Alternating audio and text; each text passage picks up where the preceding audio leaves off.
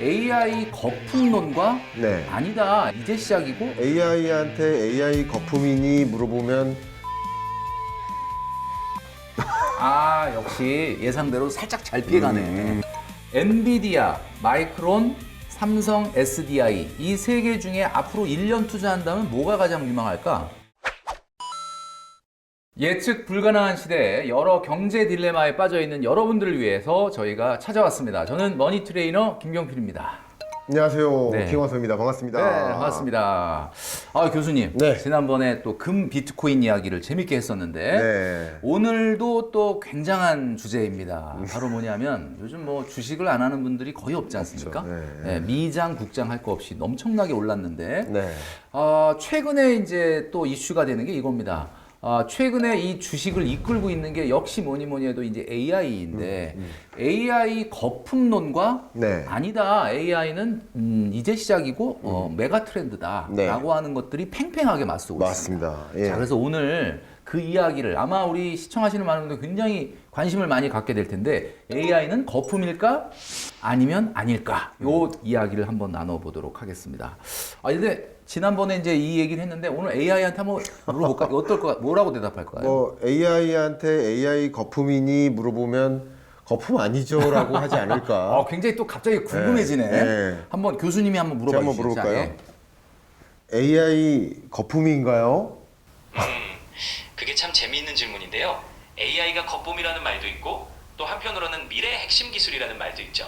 결국 시점과 관점에 따라 달라질 것 같아요. 역시 예상대로 살짝 잘 피해가네.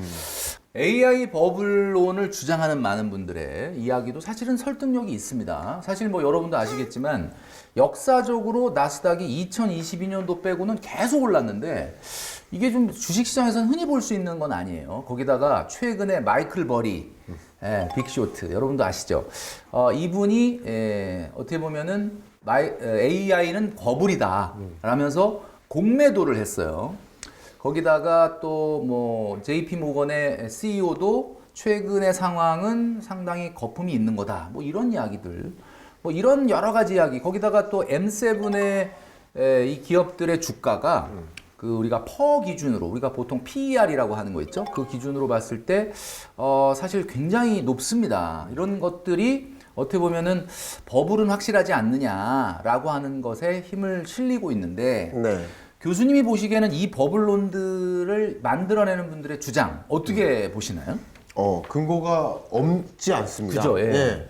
그러니까 버블이 맞다고도 생각합니다. 맞아요. 다만 뭐 저의 의견을 조금 이따 드리긴 드리겠습니다만 그 버블이 꺼질 것인가의 문제인 거죠. 제가 왜 이런 말씀 드리느냐. 예를 들어서 지금 이 거품론의 거의 주인공처럼 등장하고 있는 기업이 팔란티어인데 그렇죠. 팔란티어가 예를 들어서 뭐 150% 올랐어요. 그러면 10% 올랐단 말이에요. 거품일까요? 거품이죠.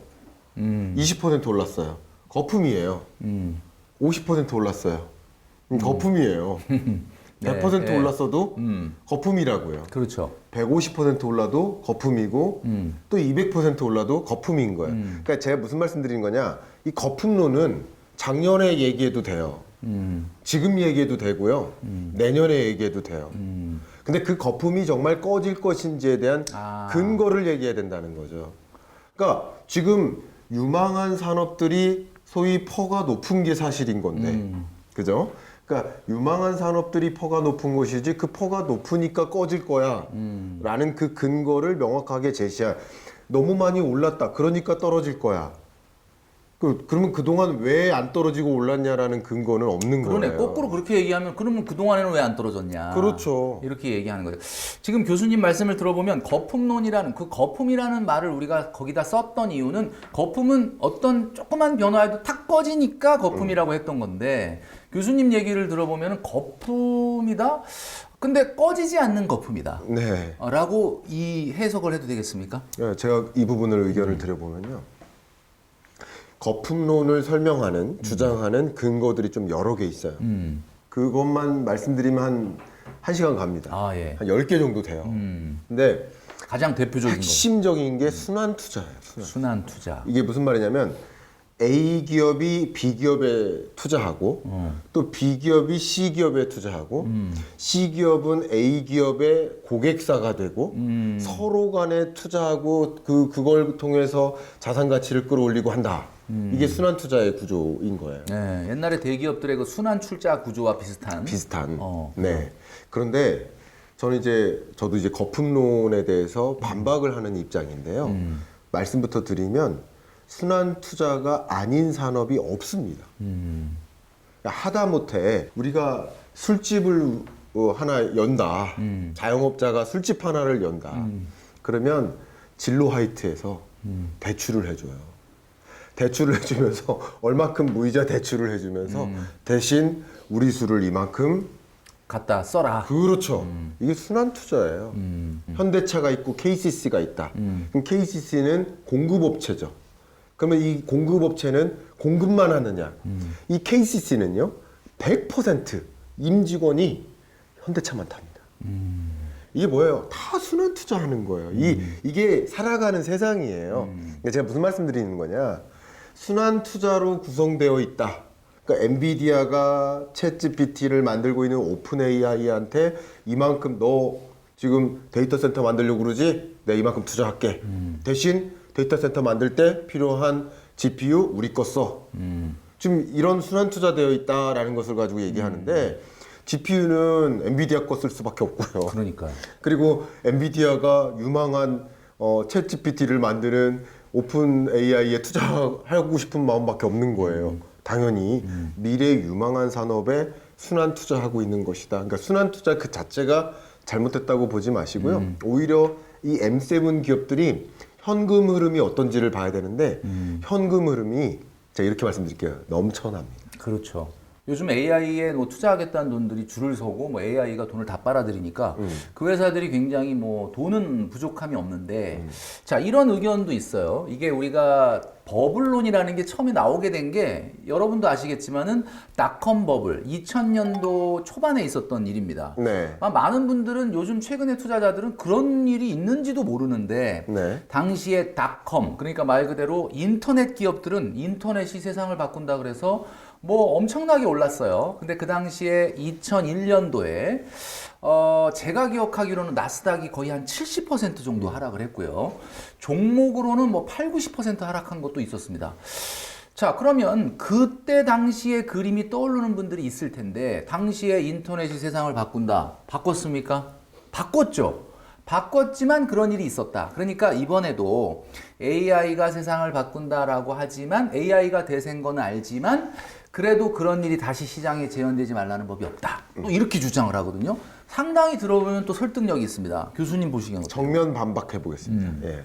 자, 2000년대 초반 혹은 1990년대 말 이 닷컴 버블 시대에 인터넷이 막 빠르게 보급되던 시점이에요. 그러면 인터넷이 보급되려면 일단 기반 인프라가 확대돼야 되겠죠. 그렇죠. 네. 기반 인프라 하면 통신망일 거예요. 통신망. 광 케이블. 이걸 막 까는 거예요. 근데 한번 지하를 파가지고 광 케이블 하나 심어요. 그 지하를 덮어요. 그거보다는 광 케이블을 10개 깔고 지하를 덮은 다음에 필요로 하는 사람한테 광 케이블 하나씩 팔면 되죠. 그래서 인프라를 많이 깔았어요. 그러니까 광 케이블 수요가 늘어나면서 소위 그때 뭐 코닝이라는 기업, 예, 시스코라는 기업, 이들의 주가가 정말 놀라우리만큼 주가가 상승했습니다. 100% 상승했어요. 근데 그만큼 광 케이블을 많이 깔 만큼 인프라 투자를 많이 한 만큼 돈은 못 벌었어요. 수익화가 안 이어졌어요. 자, 그런데 지금은 너도 나도 AI 열풍이에요. 그럼 AI 서비스를 전달하기 위해서 뭐가 필요해요? 데이터 센터가 필요해요. 데이터 센터의 핵심이 뭐예요? GPU예요. 그리고 또 뭐가 필요해요? HBM이에요. 지금 이게 다 공급 부족이에요. 세계가 난리가 났습니다. 데이터 센터 지금 이제 간척 사업하고 땅 이게 고르면서 여기 데이터 센터 질 겁니다. 그러면 서로 그거 먼저 임대해 가겠다고 지금 공급 부족이에요. 그 GPU가 공급 부족이고 HBM이 공급 부족이고 반도체가 공급 부족이고 전력 공급 부족이어서 전력 공급 계획을 다시 짜고 있죠, 지금 세계가. 이게 지금 밸류체인이 다 지금 쇼티지예요. 제가 무슨 말씀을 드리느냐? AI 서비스를 전달하기 위해서 경쟁하다 보니까 기업들이 그러니까 지금 AI 서비스를 공급하기 위한 밸류체인 전반이 다 공급 부족인 상황인 거예요. 그런데 이 엔비디아 같은 경우 예를 들어 시스코가 주가가 급등했다가 떨어졌는데 어닝이 계속 이어졌느냐? 어닝은 뒷받침되지 않았어요. 근데 엔비디아는 어떻느냐? 주가 상승의 흐름과 어닝의 상승 속도가 정확히 맞물립니다. 이게 무슨 말이냐? 주가가 50% 올랐지만 영업이익도 50% 올랐다. 그때는 인프라 투자하는 만큼 바로 수익으로 연결이 안 되는 구조였는데 지금은 인프라를 투자하는 만큼 바로 수익으로 연결되는 거예요. 자, 왜 그런지 잠깐 설명드려볼까요? 네. 가장 대표적인 사례가 온라인 쇼핑인데 네. 지금은 이미 너도 나도 온라인 쇼핑을 이용하고 있어요. 네. 그러니까 온라인 쇼핑을 업그레이드하면 바로 돈을 벌 수 있는 거예요. 근데 그때는 온라인 쇼핑 의존도가 전체 도소매 판매액에서 0.1%도 안 돼요. 그때는 뭐 거의 없었다시피 했죠. 그렇죠. 그러면 인터넷에 인프라 투자를 하면 바로 온라인 쇼핑으로 연결이 될까요? 그 당시에 어떤 그 새로운 기술 트렌드는 뭔가 내가 투자를 해도 이게 수익화가 바로 연결이 안 된다. 그렇죠. 그러니까 지금은 그게 좀 다르다. 그래서 지금 교수님 말씀하신 대로 닷컴 버블 때의 이 사례를 들어서 AI 거품론을 얘기하는 분들이 많이 있는데 네. 지금 교수님 얘기를 들어보면 당시에 AI 거품이 꺼지고 나서 주가가 회복되는데 한 14년 정도 걸렸거든요. 근데 이제 지금 같은 경우는 뭐 우리가 아까도 얘기했지만 주가가 뭐 일시 약간 조정은 받을 수 있지만 지금 시장에 돈이 워낙 많고 지금 AI 산업은 바로바로 이렇게 투자한 만큼 어느 정도 또 수익화가 되고 있기 때문에 네. 그런 일은 없을 것이다라는 게 이제 교수님의 약간 의견인 것 같아요. 그러면 요걸 뒤집어서 얘기하면 AI 대망론, AI 유망론 이런 걸로 이제 우리가 볼 수가 있는데 교수님이 보시기에 최근에 주가가 굉장히 빠르게 올랐잖아요. 네. 이런 기대를 반영한 건데 그러면 아무리 좋은 쪽으로 생각을 해도 너무 급격히 올랐기 때문에 앞으로 성장세는 분명히 둔화될 거다라고 보는 쪽이 많거든요. 네, 그렇습니다. 교수님 보시기엔 어떻습니까? 말씀하셨던 것처럼 골라가는 흐름들은 항상 있어요. 조정. 그 골라가는 흐름이 나 이만큼 벌었으니까 수익 실현할래. 이만큼 많이 올랐는데 이 속도를 계속 유지하면서 오르겠어? 하는 의아하는 움직임. 그것을 뒷받침해 주는 게 AI 거품론인 것 뿐이죠.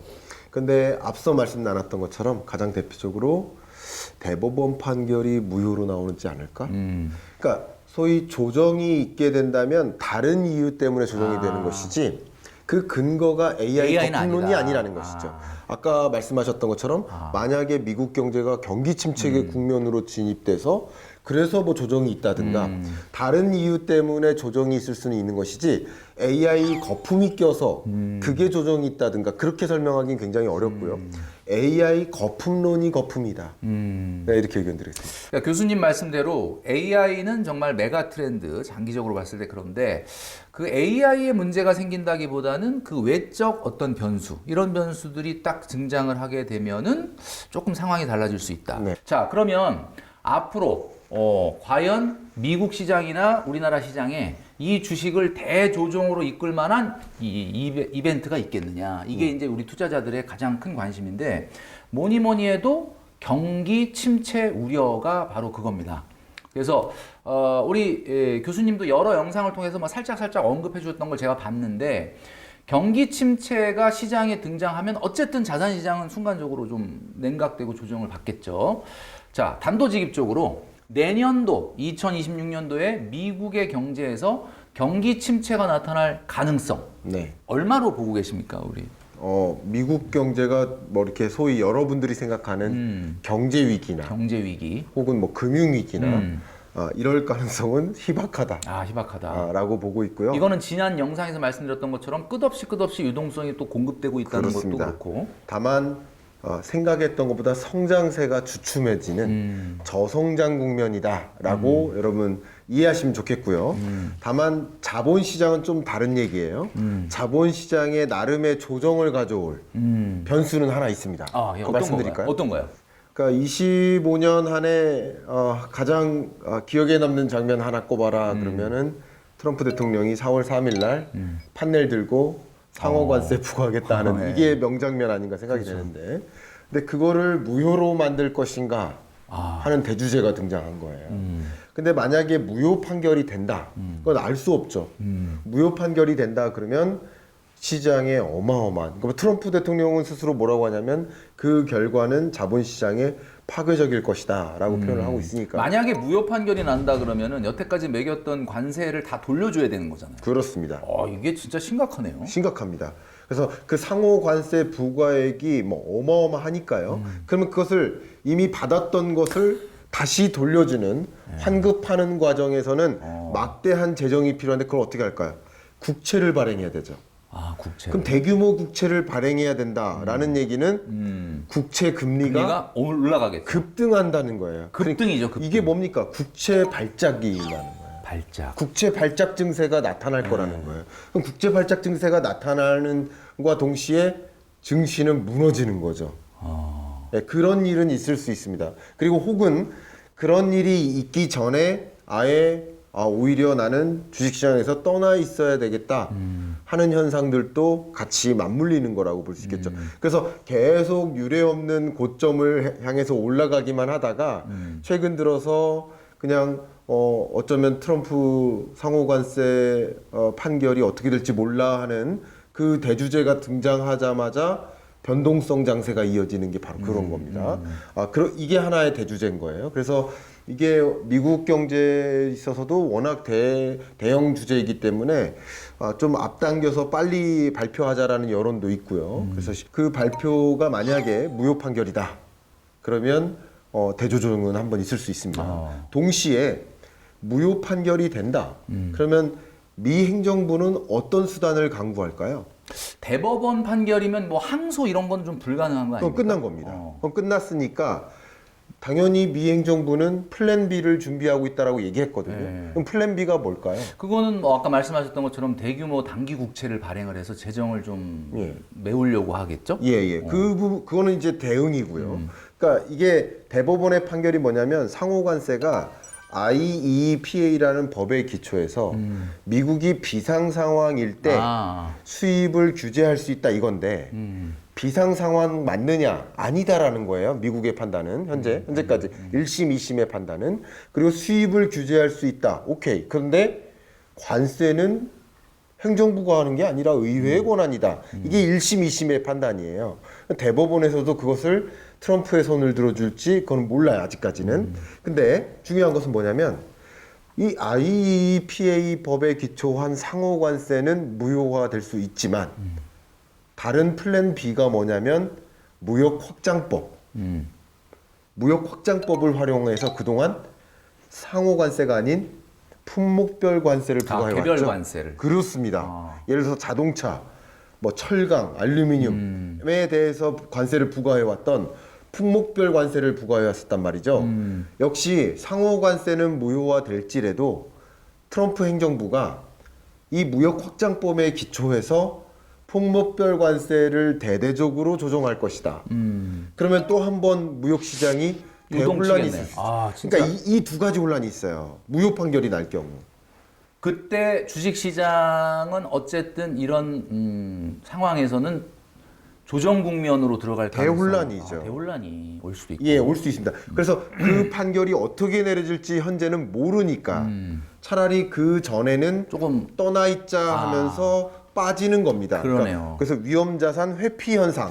그래서 코인 가격도 떨어지는 거고 그러네. 주식시장도 조정되는 거라고 볼 수 있습니다. 저희가 지금 AI 이야기를 하고 있는데 사실은 교수님 이야기를 들어보니까 지금 우리가 앞닥쳐 있는 이런 경제적인 어떤 이벤트가 어떻게 판단이 나느냐에 따라서 사실 지금 주식을 팔고 나오는 분들은 그동안에 엄청나게 사실 많이 주식 상승으로 돈을 번 분들이니까 네. 이번 기회에 좀 현금화하자 네. 라고 하고 나오는 게 아닌가라는 생각이 드네요. 맞습니다. 예. 네. 그러니까 이거 역시 투자 성향에 따라서 어느 정도 상승했으면 그러면 수익 실현하고 그 대법원 판결 결과를 보고서 그때 또 들어간다든가 뭐 그때 하자 아니면 뭐 그게 또 트럼프의 손을 들어주지 않겠어? 하는 것에 기대를 걸고 계속 투자 의사 결정을 단행하시는 분도 계시고 그건 여러분 성향에 따라 다른 것이죠. 네. 자, 그러면 미국 대법원이 이 문제를 어떻게 판단할지 이제 뭐 우리가 알 수가 없는 네. 상황이잖아요. 네. 그럼 한번 이걸 AI한테 한번 물어볼까요? 물어보시죠, 한번. 미국 상호관세에 관련된 이 판단을 지금 대법원에서 내리게 될 텐데 이걸 무효화할까요? 아니면 그대로 인정을 할까요?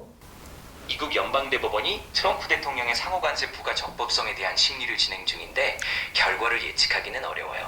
고수 성향 대법관들도 관세의 법적 근거에 의문을 제기하고 있어서 무효화될 가능성도 배제할 수는 없습니다. 그래도 너가 판단을 했을 때 그래도 딱 무효인지 아니면 적법인지 딱 하나로 한번 예상을 해보라는 거지.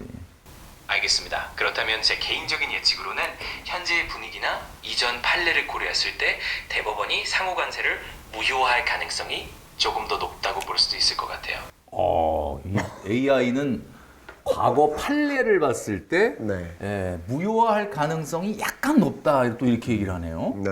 그럼 아까 이제 교수님이 얘기해 주셨던 것처럼 그 이후에 미국 행정부가 취해야 될 방향 그런 얘기를 좀 우리가 했었잖아요. 아마도 우리 챗GPT가 미국의 여러 언론들을 학습할 텐데 이제 좌파 언론을 조금 더 학습을 많이 하지 않았을까? 민주당 쪽에. 네, 아마도 뭐 이게 언론도 극단적이에요. 맞아요. 네, 양쪽 언론이 좌파 언론과 우파 언론이 극단적인데 현재로서는 뭐 그렇게 해석을 이게 AI가 어쨌든 학습을 하는 것인데 조금 더 치우쳐져서 학습했을 수도 있고 왜냐하면 대법원의 대법관들도 몰라요. 다수결로 결정하는 거잖아요. 맞아요. 법관 스스로도 몰라요. 왜냐하면 다른 사람의 결정도 다수결로 결정이 내려지니까 그걸 판단할 수 있는 건 아무도 없습니다. 현재로서는. 근데 이 AI가 이렇게 답변했다는 것은 현재로서는 언론을 학습한 거고 다소 민주당 언론에 좀 바이어스 되어 있다라고 해석할 수 있지 않을까 저는 의견을 드려봅니다. 그러네요. 네. 이게 그 AI도 어쩔 수 없이 뭔가를 보고 학습을 하다 보니까 어느 쪽으로 편향될 수밖에 없는 그럼요. 거에 대해서는 우리가 인정을 할 수밖에 없다.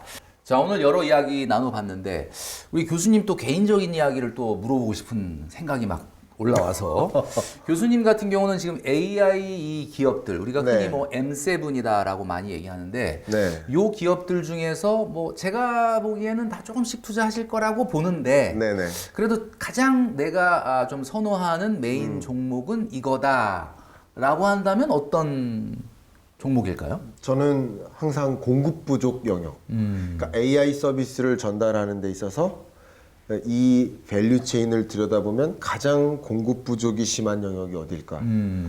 그것은 어딥니까? GPU다. 그러면 GPU와 우리가 알고 HBM이다. 예. 알고 있는 예. 그래서 그 공급 부족 영역을 저는 가지고 있습니다. 그러면 여러분도 아시겠지만 네. 뭔지 아시겠죠? 네. 우리 AI한테도 한번 물어보도록 할 텐데 엔비디아, 마이크론, 삼성, SDI 이 세 개 중에 앞으로 1년 투자한다면 뭐가 가장 유망할까? 그렇다면 이 세 개 중에서 하나를 뽑자면 제 생각에는 엔비디아가 앞으로 1년 정도 투자 대상으로는 가장 유망할 것 같아요. 근데 그 이유가 뭐야 정확하게? 엔비디아를 꼽은 이유를 간단히 말씀드리면 AI와 관련된 반도체나 GPU 분야에서 선두적인 위치에 있기 때문이에요. 앞으로 1년 정도 AI 시장이 계속 성장한다면 그 중심에 있는 엔비디아가 좋은 성과를 낼 가능성이 높다고 보는 거죠. 저는 네. 박수를 한번 쳐야 될 것 같아요. 야, 진짜 AI가 여기까지 발달이 됐는데 그 정도면 공부를 많이 한 겁니다. AI가 학습을 많이 한 겁니다. 네. 자, 교수님 오늘 AI 거품론과 유망론 이거 이야기 나눠봤는데 어떻게 느끼셨습니까? 저도 뭐 여러 가지 생각들을 많이 하면서 살았는데 너무 좋은 질문들 주셔가지고 제가 말씀드리면서 정리가 된 것 같아요. 그래요? 예. 아마 우리 시청하시는 많은 분들도 여러 가지 이야기들 들었는데 오늘 교수님 이야기 그리고 저희가 언급했던 또 특히 AI 오늘 이야기해준 내용을 들으면서 조금 더 명확해지고 선명해지지 않았을까라는 생각을 하게 됩니다. 자, 그래서 오늘 여러분들의 투자에 좀 딜레마를 좀 해결해 보는 시간을 가졌는데 오늘도 굉장히 즐겁고 그리고 또 아주 좋은 시간이 됐다라고 말씀드릴 수 있을 것 같습니다. 자, 그러면 저희는 다음 주제 때 다시 만나 뵙도록 하겠습니다. 자, 네, 네. 안녕히 계세요. But in the ashes, a spark still shines. That glimmer's yours, it's yours and mine. A jewel you left, lost in time. Found it again, now it's burning